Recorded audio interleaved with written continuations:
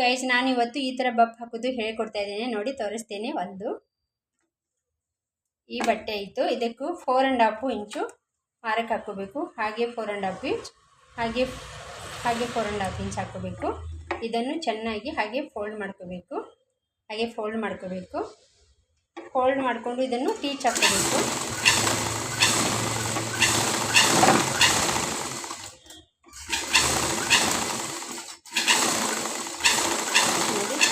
ಈ ಥರ ಟೀಚ್ ಹಾಕೋಬೇಕು.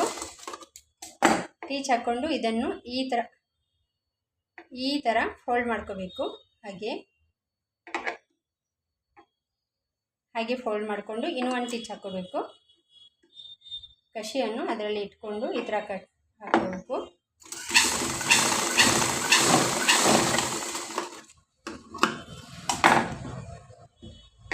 ಮತ್ತು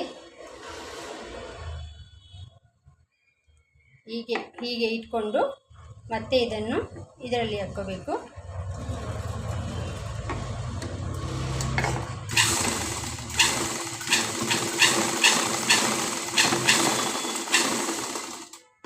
ಮತ್ತೆ ಎಷ್ಟು ಬಂದಿದ್ದು ಕಟ್ ಮಾಡ್ಕೋಬೇಕು.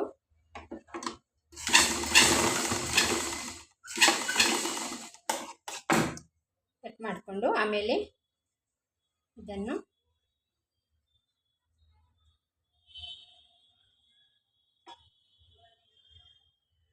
ಈ ಥರ ಅಲ್ಕೋಬೇಕು.